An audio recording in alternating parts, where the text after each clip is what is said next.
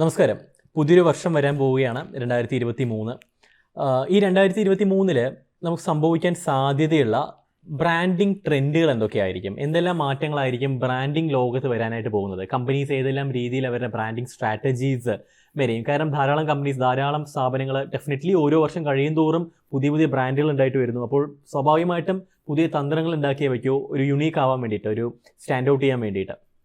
കാരണം അത്രത്തോളം ഇന്ന് സോഷ്യൽ മീഡിയ ഓപ്പൺ ചെയ്ത് കഴിഞ്ഞാൽ നമുക്ക് ബ്രാൻഡുകൾ കാണാൻ കഴിയും, ആഡ്സ് കാണാൻ കഴിയും. അപ്പോൾ ഇന്ന് വ്യത്യസ്തമാവണമെന്നുണ്ടെങ്കിൽ പുതിയ തന്ത്രങ്ങൾ ഉണ്ടാക്കി കഴിയത്തുള്ളൂ.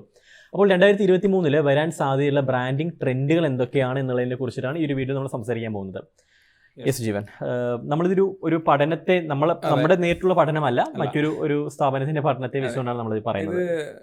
എൻവാറ്റോ എന്ന് പറഞ്ഞിട്ടുള്ള ഒരു പ്ലാറ്റ്ഫോമത്തെ അവർ വന്നിട്ടുള്ള ഒരു ബ്ലോഗാണ്. അപ്പോൾ അവർ 2023 സാധ്യതയുള്ള എന്ന ലെവലിൽ ഇട്ടിട്ടുള്ള കാര്യങ്ങൾ. അപ്പോൾ നമ്മൾ ഇത്തരത്തിലുള്ള കുറച്ച് കാര്യങ്ങൾ 2023 മുമ്പ് നമ്മളും ഒന്ന് കവർ ചെയ്യേണ്ടതുണ്ട്.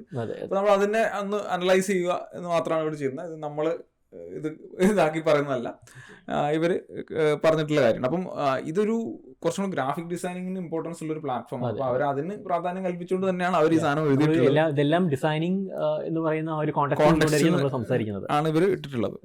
അപ്പം ഇതിൽ ആദ്യം തന്നെ ഇവർ പറഞ്ഞിട്ടുള്ളൊരു കാര്യം, നമ്മൾ കഴിഞ്ഞ വർഷം നമ്മൾ പറഞ്ഞൊരു കാര്യം തന്നെയായിരുന്നു, നൊസ്റ്റാൾജിക് ബ്രാൻഡിങ് എന്ന് പറഞ്ഞ സാധനം. അപ്പം അത് വലിയ രീതിയിൽ തന്നെ ഈ വർഷവും ഉണ്ടാവുമെന്നാണ് ഇവർ പറഞ്ഞേക്കുന്നത്. പല ബ്രാൻഡുകളും അത്തരത്തിൽ നീങ്ങുന്നത്, അതായത് ഒരു 90s 80s ലെവലിലേക്കൊക്കെ പോയിട്ട് അന്നത്തെ കളറുകൾ, അന്നത്തെ എലമെന്റ്സുകൾ അടക്കം. അന്ന് കൂടുതൽ മാസ്കോട്ട് എന്ന് വെച്ചാൽ അറിയാലോ, നമ്മുടെ ചെറിയ ഈ പിൽസ്ബറിയിലൊക്കെ വരുന്ന ചെറിയ ഡോൾ ഉണ്ടല്ലോ. സോ വ്യക്തികളുടെ രൂപം അല്ലെങ്കിൽ അത്തരത്തിൽ അനിമേറ്റഡ് ക്യാരക്ടേഴ്സിന്റെ അല്ലെങ്കിൽ 2D ക്യാരക്ടേഴ്സിന്റെ ഒക്കെ രൂപം വെച്ചുകൊണ്ടുള്ള മാസ്കോട്ട് എന്ന് പറയുന്നത്. പണ്ട് ഈ ബബിൾക്കുണ്ട് നമ്മളെ ബൂമറിന്റെ ഒക്കെ അതുപോലത്തെ ക്യാരക്ടറും നമ്മൾ കഴിഞ്ഞ ശേഷമാണ് നമുക്ക് ഈ ചില ഹൃദയം സിനിമയുടെ ഒക്കെ ഓഡിയോ കാസറ്റ് ഒക്കെ ലോഞ്ച് ചെയ്തത്.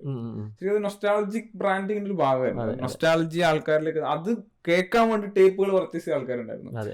അപ്പം അത് അത്തരത്തിലുള്ള കാര്യങ്ങൾ ഇനിയും ഉണ്ടാവാനുള്ള സാധ്യത കൂടുതലാണെന്നാണ് പറയുന്നത്. ഒരു 90s തീം നമുക്ക് ആ കളർ തീംസ് ആണെന്നുണ്ടെങ്കിൽ പണ്ടത്തെ ആ TV ചിലത് നമ്മൾ പണ്ടത്തേക്ക് നിങ്ങൾ ആഡ്സ് ഒക്കെ കാണുന്നുണ്ട്, ചിലത് ചുമരിലൊക്കെ വെക്കുന്ന ചിത്രങ്ങളൊക്കെ നല്ല ബ്രൈറ്റ് കളേഴ്സ് ആയിരിക്കും വരുന്നത്.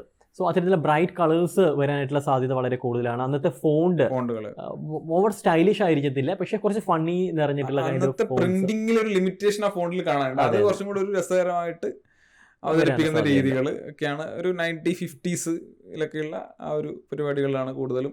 ഒരു നൊസ്റ്റാൾജിയ നമുക്ക് തിരിച്ചു വരാനായിട്ടുള്ള ഒരു സാധ്യത 2023 മുതൽ ഉള്ള വർഷങ്ങളിലുണ്ട്. റൈറ്റ്, അതൊന്ന്.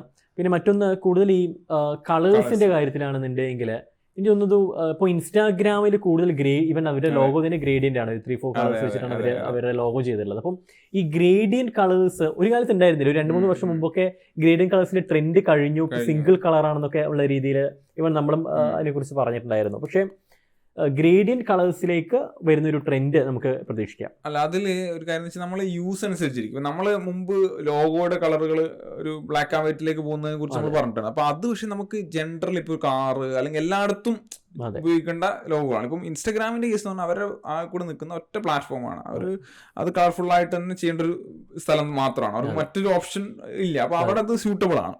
അപ്പോൾ ഇവിടെ നമ്മൾ സംസാരിക്കുന്നത് ലോഗോ എന്നെ കുറിച്ചല്ല, നമ്മൾ ആ ബ്രാൻഡിന്റെ തീമും അതിന്റെ ഡിസൈൻസും ഒക്കെയാണ്. അപ്പോൾ അവിടെ അത് വളരെ കളർഫുൾ ആയിട്ട്, കാര്യം നമ്മൾ ഇൻസ്റ്റാഗ്രാമിൽ സ്ക്രോൾ ചെയ്യുന്ന സമയത്ത് ഈ കളർ ഇങ്ങനെ കാണുമ്പോൾ ഇത് എന്താ നോക്കാൻ നമുക്കിങ്ങനെ തോന്നണം, നമ്മൾ അവിടെ ഒന്ന് പോസ് ചെയ്യണം എന്ന ലെവലിൽ ഇവർ ചെയ്യുന്ന കാര്യങ്ങളാണ്. അപ്പോൾ അത്തരത്തിൽ കുറച്ച് എക്സാമ്പിൾസ് ഇവർ കാണിച്ചിട്ടുണ്ടായിരുന്നു. ബ്രൈറ്റ് കളേഴ്സ് കൂടുതലായിട്ട് വരാനായിട്ട്, അത് സിംഗിൾ ടോൺ ആണെങ്കിലും 2 ടോൺ ആണെന്നുണ്ടെങ്കിലും ഗ്രേഡിയൻസ് ആണെന്നുണ്ടെങ്കിലും 2 ടോൺ വളരെ കോൺട്രാസ്റ്റ് ആയിട്ടുള്ള 2 ടോൺസ് അത്തരത്തിൽ വരാനായിട്ടുള്ള സാധ്യത. കാരണം കോൺട്രാസ്റ്റ് കളേഴ്സ് ആണെങ്കിൽ ആൾക്കാർ പെട്ടെന്ന് അവരുടെ കണ്ണിലേക്ക് അങ്ങ് സ്റ്റക്ക് ആവും. അതായത് നമ്മൾ കേട്ട് പരിചയിച്ചിട്ടുള്ള ഡിസൈനുകളിൽ നിന്നുള്ള വ്യത്യസ്തമായിരിക്കും പലതും.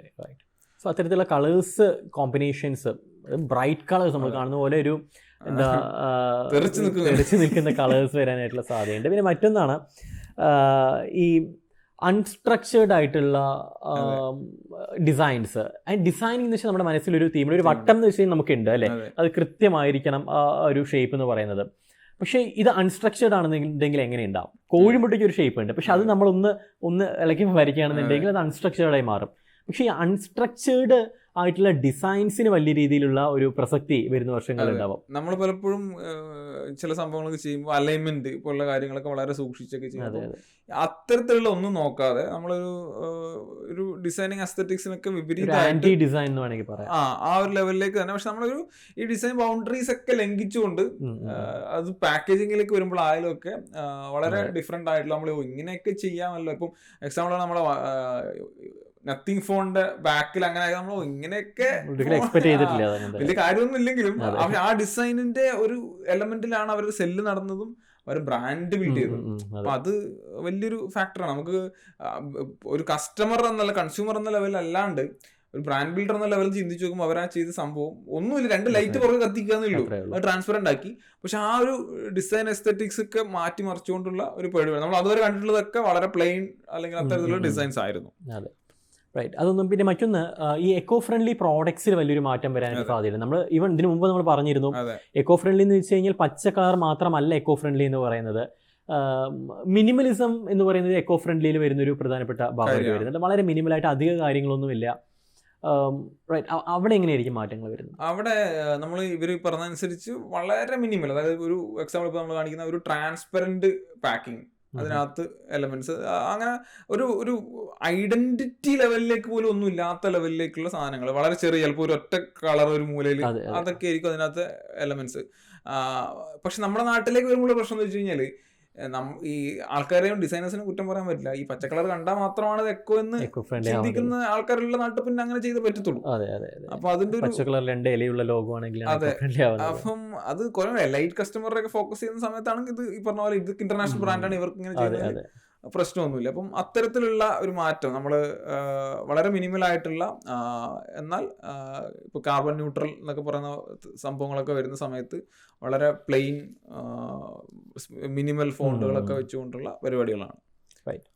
മറ്റൊന്ന്, ഈ ലോഗോസ്, അനിമേറ്റഡ് ലോഗോസ്, അതായത് അനിമേഷന് പോസിബിൾ ആയിട്ടുള്ള ലോഗോസ്. അതായത് അനിമേഷൻ ചെയ്യണമെന്നുണ്ടെങ്കിൽ ആ ലോഗോയ്ക്ക് പുറകിൽ ഒരു കഥ വേണം, ഒരു സ്റ്റോറി, അതാണ് ലോഗോ ആയിട്ട് വരേണ്ടത്. അപ്പോൾ അത്തരത്തിൽ സ്റ്റോറിയുള്ള ഇമോഷനുള്ള ലോഗോസ്, അത് അനിമേറ്റഡ് ലോഗോസിനുള്ള സ്കോപ്പും വലിയ രീതിയിൽ വരും. അതെ, നമുക്ക് ഇൻസ്റ്റഗ്രാം ആണ് ഇതൊക്കെ മാറ്റി മരിച്ചതെന്ന് പറയാം. കാര്യം നമ്മൾ പോസ്റ്റർ ഇട്ടിരുന്ന സ്ഥലത്ത് ഒരു വീഡിയോ പോസ്റ്റർ എന്ന ലെവലിലേക്ക് വരാൻ തുടങ്ങി. അപ്പൊ അതിനകത്ത് ഈ ലോഗോസ് അനിമേറ്റഡ് ആയിട്ട് വരേണ്ടത് ഒരു അനിവാര്യമായി മാറി. അപ്പൊ അതില് 2 രീതിയിൽ ഈ പറഞ്ഞ പോലെ സ്റ്റോറി ലെവലിലും ചിന്തിക്കുക, അല്ലാണ്ട് വെറുതെയും ആണെങ്കിലും ഒന്ന് അട്രാക്ട് ചെയ്യാന്ന ലെവലിലും ചെയ്യുന്നതാണ്. ഇപ്പം ഗൂഗിളിന്റെ ഒക്കെ ലോഗോ മനസ്സിലായി, ആ ഒരു ബുള്ളറ്റ്സിനെ സ്പിൻ ചെയ്ത് പോയിട്ട് ഗൂഗിളിന്റെ ലോഗോ ആയിട്ട് ഫോം ചെയ്യുന്നു, അത് മാറിയിട്ട് മൈക്കിന്റെ ആ സിമ്പിൾ ആവുന്നു. അത്തരത്തിലുള്ള എലമെന്റ്സ് ഒക്കെ കൊണ്ടുവരുന്ന രീതിയിലുള്ള ഒരു ആനിമേറ്റഡ് ലോഗോസിനൊരു ട്രെൻഡ് ഇനി ഉണ്ട്. മറ്റൊന്നാണ് ഫോണ്ടുകളെ കുറിച്ച് നമ്മൾ പറയുകയാണെന്നുണ്ടെങ്കിൽ ടൈപ്പോഗ്രഫി. പല പരീക്ഷണങ്ങളും നടക്കാൻ ഇവർ നടന്നുകൊണ്ടിരിക്കുന്നുണ്ട്, അത് വലിയ രീതിയിൽ വരികയും ചെയ്യും. അതിപ്പം ഇപ്പോൾ കെർ എന്നാണെങ്കിൽ KRR എഴുതുന്ന ഒരു പരിപാടി, അത് ഒരു ഫീൽ വരാനായിട്ട്. ഒപ്പം തന്നെ പല രൂപത്തിൽ ഇതിനെ മാറ്റിയ ഫോണ്ടിനെ മാറ്റുക, അലൈൻമെന്റ് തെറ്റിക്കുക. അപ്പം പ്രശ്നം ഇതാണ്, നമ്മളിത് ചെയ്ത് ഇങ്ങനെ ബ്രാൻഡിങ് ചെയ്തെടുത്ത് എന്ത് അലൈൻമെന്റ് ശരിയല്ലോ പറഞ്ഞിട്ട് വരും. അപ്പോൾ അതൊരു പ്രശ്നമാണ്. അപ്പം ഒരു വലിയ മാറ്റം ഫോണ്ടുകളുടെ ലെവലിൽ നിന്ന് നമുക്ക് പ്രതീക്ഷിക്കാത്ത രീതിയിലുള്ള മാറ്റങ്ങളൊക്കെ കണ്ടുവരുന്നുണ്ട് പല പുതിയ ഡിസൈൻസിലും.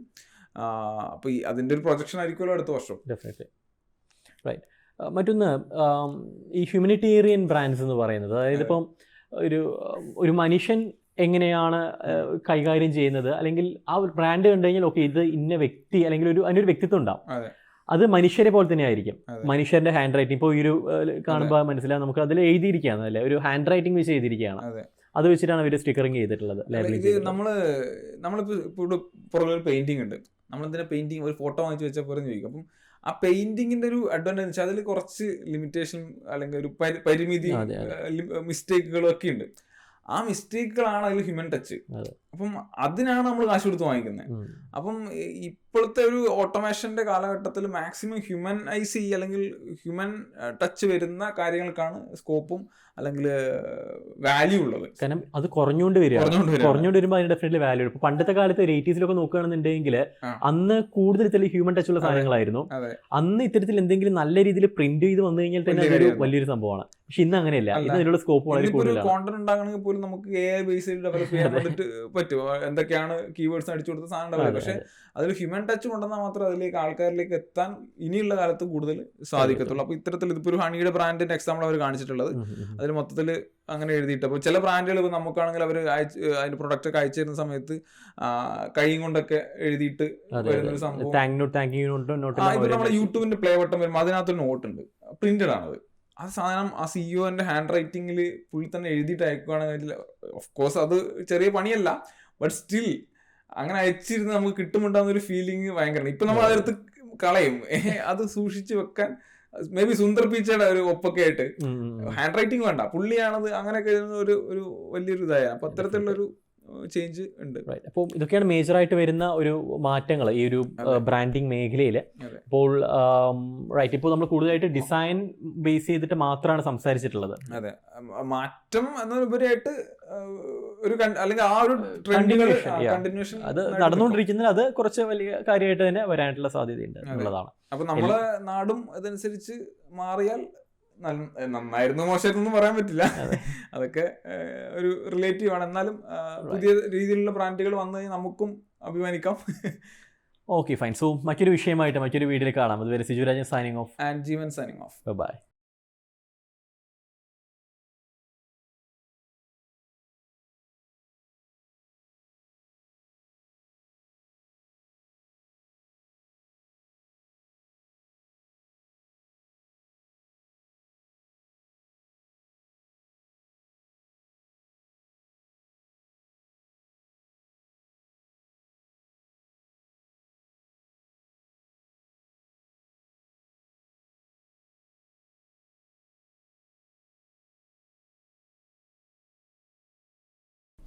നിങ്ങൾക്ക് ഏത് ഫോർമാറ്റിലുള്ള കമ്പനിയാണ് ഉചിതം? നിങ്ങൾ നിശ്ചയിച്ച പേരിന് ട്രേഡ് മാർക്ക് കിട്ടുമോ? ഇത്തരത്തിലുള്ള സംശയങ്ങൾ തീർക്കുവാനും ഈ പറയുന്ന company registration, trade mark registration തുടങ്ങിയിട്ടുള്ള സേവനങ്ങൾക്കുമായിട്ട് കോൺടാക്റ്റ് ചെയ്യുക 7012431293.